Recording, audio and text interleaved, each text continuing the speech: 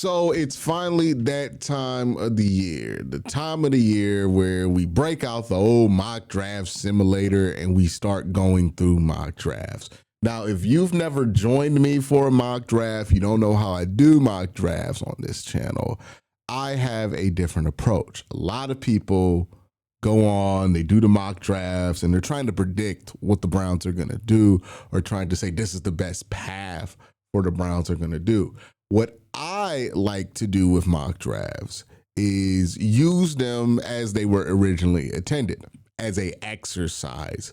So figuring out what situation the mock draft simulator puts you in, and then talking through the options for those situations that the simulator puts you through. This way, it's less about trying to predict the future, less about trying to come off as a genius, and more about being prepared and having conversations about the many different ways that the draft board can fall. It can feel like when you use these simulators that certain things are a given, but that's never the case when it comes to the draft. Some team might be willing to let you trade up that you're not expecting. Some team might not be willing to let you trade up that you are expecting. Maybe you're looking for a trade back, but nobody's calling. Maybe a player's there that you didn't think would be there, or a player's not there that you thought would for sure be there. How does that adjust your thinking? That's what the mock draft is to me. So today we're going to go through about a 2-round mock, right? Yeah, we're going to do the first 3 picks for the Cleveland Browns draft. We're just going to walk through different scenarios, how things can play out, and play with the machine and get some different results here. Again, not trying to predict what the Browns are going to do, not trying to even dictate what the Browns should do, but just walking through different scenarios and seeing how, if you were to go through those scenarios, that would affect the remaining picks in the draft. That being said, I got to thank my sponsor for today, Sleeper. Real quick, just want to let you guys know Sleeper has a new offer here. They're offering a free $20 entry, no deposit required. And also, if you're a first-time user, you also will receive a 100% match on up to $100 when you use the promo code Worst Take. Again, $20 free, no deposit required. Plus, first-time users also receive a 100% deposit match up to $100. Join Sleeper. So let's walk through some scenarios, right? Let's first walk through the obvious, a trade up. Now, if you're the Browns, you're going to want to try to trade up. You're going to want to see what you can afford to do with the trade up. Now, let's see if the Raiders are trying to let us move up to number 1. We can throw in 1 for 6. Obviously, it's not going to get it done. Maybe we could throw in 2nd round and then 2 second-round picks. They don't want to do that. What would the price have to be for the Raiders? What? They would do 3 first. I'm not going to do 3 first. Okay, so round 2, round 3, maybe we have a chance to get it done. So let's note that there, right? In this simulator, the Raiders are willing to give us number 1 for 4 top 100 picks. So 1 top 100 pick coming back to Cleveland, 4 going back to the Raiders. Now, that's not really the deal I'm looking for. Let's call the Jets and see if the Jets are more willing to make something happen here. And you want to have a good relationship with them because you might want to move back to 16 too with the Jets. So 2 to 6. Let's give you 28. And let's give you a 3rd next year. Now, they seem to be receptive to that. I think that's a move that could get done. Let's see. Can we get away with 39? No, they want 39 and 107.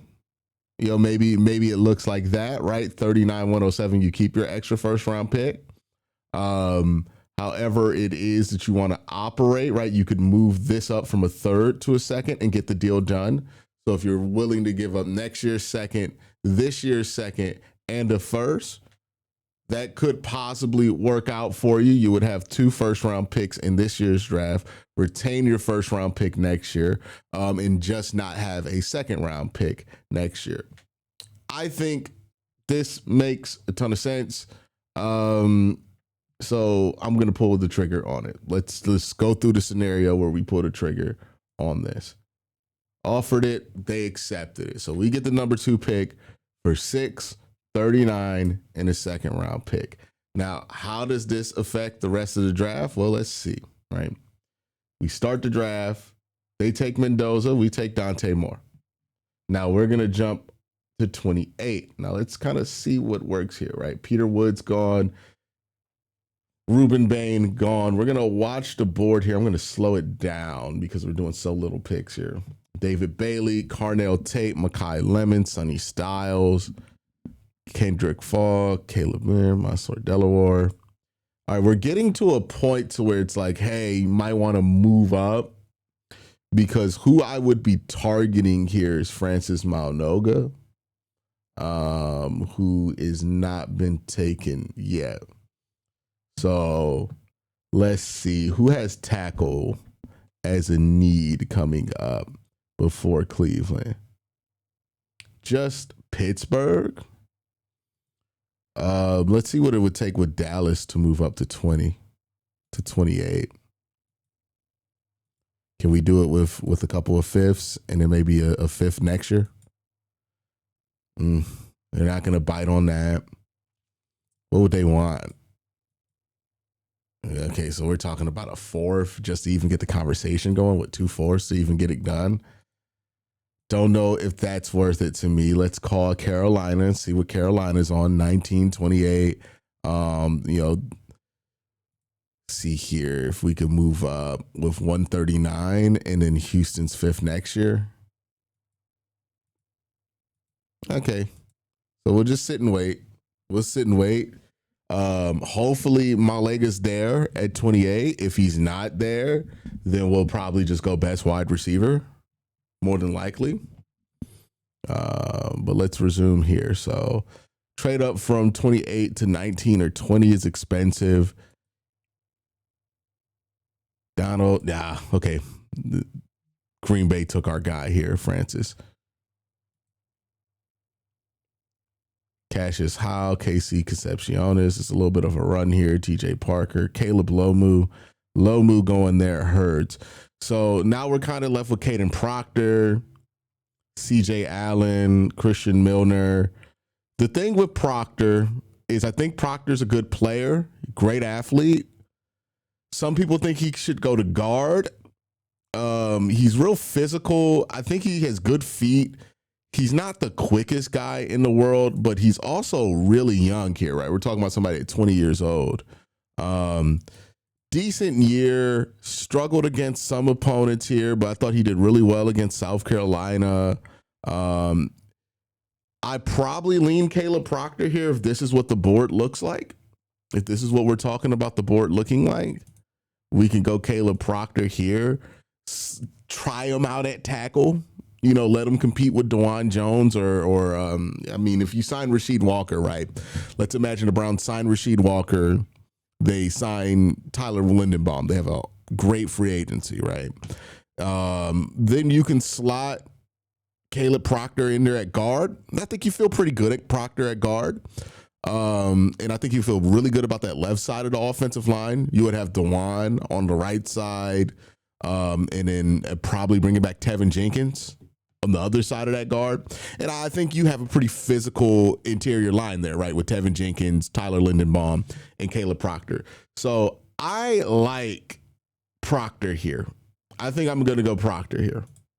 We'll see. I got to do more film research, see the All-Star game circuit. My opinions here are going to change while I do more work on the draft. I think that's a given. But yeah, let's go Caden Proctor here. And that will do it for this scenario if the Browns are able to trade back.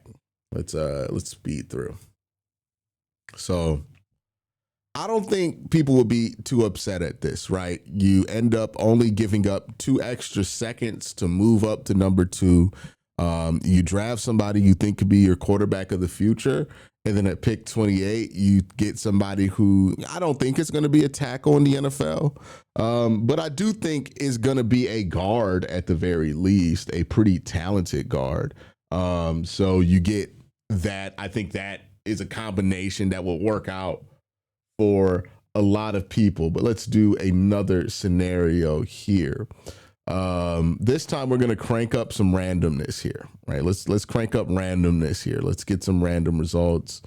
We're gonna start it here, and we're gonna have the Browns at 6. And let's say the Browns can't get a move here to move up in the top 2. So no trade up in this scenario, right? Let's run it again. Mendoza in Downs goes number 2. Dante Moore, number 3. David Bailey. So now we're sitting here. Arvell Reese is available, which means there's going to be smoke for a trade back here. If we're looking at quarterback, do they have Ty Simpson in here yet? They do, but they have Ty Simpson ranked 55th. I got to do more work on Ty to really know how I feel about it, but it looks like a trade back is on the cards here. 8 teams want to trade back with you. The real question is, how far back are you willing to fall here? So 9, you wouldn't really miss on anything, but you're not going to get a ton back from moving back to 9. And 15 are really the 2 options that I find attractive here. Because if we count the spots, 1, 2, 3, 4, 5, 6, 7, 8, 9. 9 spots here. If we take the first 9 players off this list, right? 1, 2, 3, 4, 5, 6, 7, 8, 9, right? Do we get to players that we like there at that spot? We got Spencer Fano, who you would like there at that spot. You got Francis Malnoga, who you would like there at that spot. Let's see what else is going on at wide receiver here. Wide receiver, you wouldn't probably get a look at Jordan Tyson or Carnell Tate, but you could get a chance to get a Makai Lemon here. Let's see what Kansas City's willing to do right now for the Browns to move back, 3 spots? Let's see what Kansas City is willing to give us. So they don't want to give us 40. Well, let's give them 70, and then, yeah, they would give us 40 then. And then let's tack on 109 in the 3rd next year. So that's what we can squeeze out of Kansas City potentially. They definitely have this offer on the table. Let's just say that. We're trying to squeeze the extra 3rd out of them. But they definitely have this offer, right? 9, 40, 109 for 6 and 70. Would they be willing to do it for 107? No, they would not. So 6 and 70 for 9, 40, and 109. So we would move up 30 spots and then pick up an extra pick. I'm trying to pick up that extra 3rd just to be secure. For moving back 3 spots, we still be able to get Makai Lemon. We still be able to get Spencer Fano. And we would have more ammunition to move up from 28 in this scenario. See what Tampa Bay is willing to give up here for this. So Tampa Bay 15-6, but they'd be willing to give us 46 just straight up without having to give up a pick. And 77. 116. If I give them 70, they'll just take it. So 107. See 139. All right. So Tampa Bay is willing to give up significantly more for that pick. But you might not have a chance to get Makai Lemon. You might lock yourself in to a tackle here. I would probably, there's part of me that just wants to take the good player, right? And get Makai Lemon at 9. And take the extra picks. There's also part of me that understands that this is a lot of ammunition for moving back 9 spots that makes it real hard to pass up on. I mean, like, even if you don't care for getting pick 116 here, it looks like they're willing to offer you like an extra 3rd or extra 4th. This is an interesting one. I think if I make the move with Kansas City, I'm definitely taking Makai Lemon at 9. And then I'm going to try to make a trade up to get Francis Malnoga with that 2nd pick. But let's say right here, I take this one because it's more interesting. I don't know the answer for what I would do at 15 here. So let's offer up this trade. They accept it. They get 6. We move back to 15. A lot of Browns fans groan. They take Arvell Reese. Jermon McCoy, Ruben Bain. Makai Lemon goes 9, right where the Browns would have took him. And maybe we should do it just so Kansas City doesn't get Makai Lemon. Jesus, the Bengals get Carnell Tate at 10. That's hilarious. So if you really, really wanted wide receiver, I think 9 and 10 is the perfect spot for you to move back to. And then Fano goes there at 10. So Jordan Tyson still here. Maluega, or I forget how to pronounce his name, but Tyson's there. Francis is there. I think the choice here is going to be Jordan Tyson. Big guy. You're wondering what the medicals are going to be, but you got 2 seconds, 2 firsts. So let's take him, and then we're going to try to swing back and jump in front of Dallas. Let's actually try to do that now before we even put the pick in. So let's go and try to move up to Carolina. 28 for 19. We'll give you 70. And 70 is now expendable because we got 77. But if I give you 70, you got to give me something back for that. Yeah. 83? No. About a third next year. Maybe. Third next year or 119. Let's just get a third next year. So 170, and then we'll swap you a fifth just to make sure the trade goes through. So we'll move up to Carolina. We'll get to 19, and we're going to use that to try to get our guy here. So you accomplished 2 things with that trade. Let's offer that trade. Okay, they take that trade. Cool. So now we know we have that. We're going to take Jordan Tyson here. Hey, you son of a bitch. They took Maluega.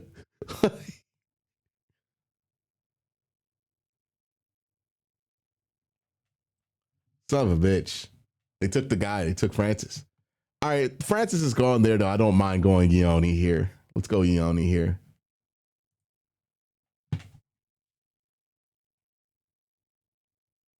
Caleb Banks, Kenyon Sadiq, Allen, Jeremy Bernard. All right, where are we sitting at now? Amari Washington, Mateo Ukulele, Elijah Surratt, Chris Bell. Really interesting guy there, Chris Bell. So we got guard, we got wide receiver.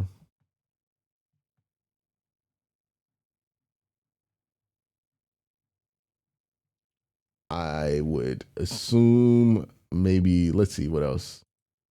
See what the offensive line is looking like. Monroe Freeling, maybe. Blake Miller's interesting. Go tight end. Wide receiver.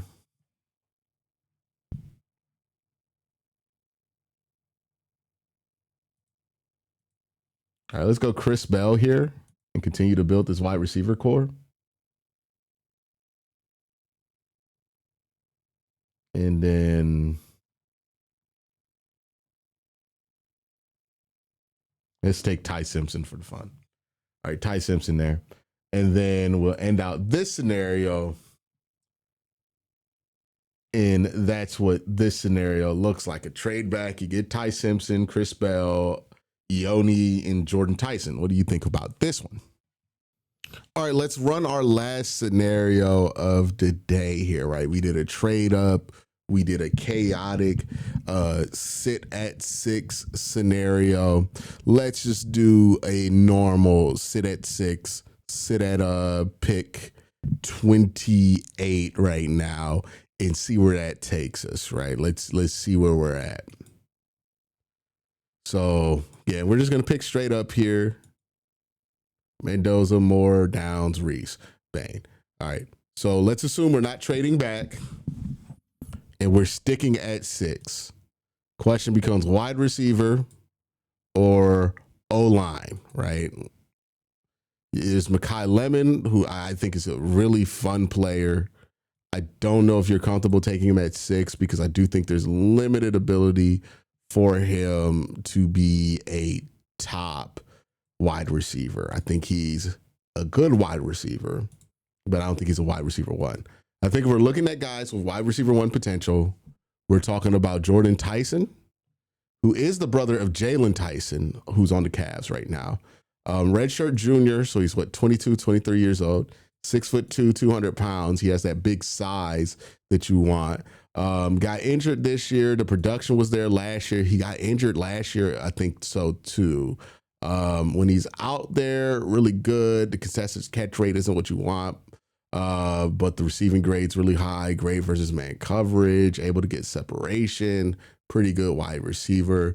Carnell Tate is the other one. Now, with Carnell Tate, there's a little bit more projection there than with Jordan Tyson, because if you look at his numbers, you're like, oh, these are wide receiver 2-ish numbers, 875 yards, 733 yards. Nothing really blows you away there as far as the overall production with Carnell. But you have to consider that he's only wide receiver 2 because a freak is next to him in, at Ohio State, right? Like, he's playing with somebody who's been a wide receiver 1 since he was 16 years old in the NFL. So that's what Carnell's dealing with. So there's kind of a Justin Jefferson kind of like feel to Carnell Tate. And here's what I mean by there's kind of a Justin Jefferson feel to Tate. The same way you weren't able to see the fact that Justin Jefferson was like this clear number 1 type of receiver at LSU because he was dealing with Jamar Chase, could be the similar kind of situation Carnell Tate ends up in, where it's like, because he kind of had to play and find his way in these crazy wide receivers rooms, right? And if you're looking at the NFL, and you're looking at these former Ohio State guys who've been playing with Jeremiah Smith and Marvin Harrison over the last few years, it's kind of interesting that, like, a lot of these guys had better careers than Marvin Harrison has had so far, that were number 2 or relegated to number 2 because Ohio State had Marv. So maybe you're thinking something similar could happen here. I would probably be in that camp. I do think Carnell Tate at 6'3", 195 pounds. Like, if there's going to be a guy who breaks out and becomes a top tier receiver in this class, I do think it's going to be Carnell Tate. So let's say if we're just sitting here at 6, we're not entertaining trade backs, we're just going to pick straight up at pick 6 and 28, then let's just take Carnell Tate here. And then again, we're picking straight up here, so we're not trading. And that gets tough. But Caleb Lomu there, I think the packet for me for offensive line would be Ione. And I reserve the right to change this because once the Senior Bowl comes around, I might change my mind. But, if Fano is there at 28, you run and you take that. But Francis, Caden, Ione, and Lomu. Those 4 available at 28, you take one of them. I think that makes the most sense. I'll go Lomu here because he's here. I wonder if there's going to be another wide receiver available. Maybe if Chris Bell's there in the second round, you probably take Chris Bell as well, and you really solidify that room. But let's go Lomu here. All right. So that would be the first round if you just stick there. Carnell Tate, Caleb Lomu. Will it solve all of the problems on offense? No. Like, I think there's a lot there that's going to exist until you get a quarterback. But will it make the floor for development of a quarterback a little bit easier? Maybe, right? Get a wide receiver with Carnell Tate. You get a tackle with Lomu. Maybe that means that you feel comfortable with DeJuan at right, Lomu at left, and then you spend some money on a Tyler Lindenbaum at center, Tevin Jenkins at guard, and you probably got to go out and spend some money at guard, or you got to draft somebody else. I would say I like Lomu, but I would probably be more excited about Francis, or I got to be talked out of Caden Proctor, because I think Caden could play tackle, play guard here. The real question is, do you think Caleb Lomu could play guard? Because if you do sign a Rashad Walker, then you have both tackle positions filled, and then you're really looking for a guard. So free agency can also affect how you feel here. But that's my first kind of dip in the toe with a mock draft this year. Let me know what you guys think in the comment section down below. Y'all have a great day. Have an even better night. Peace.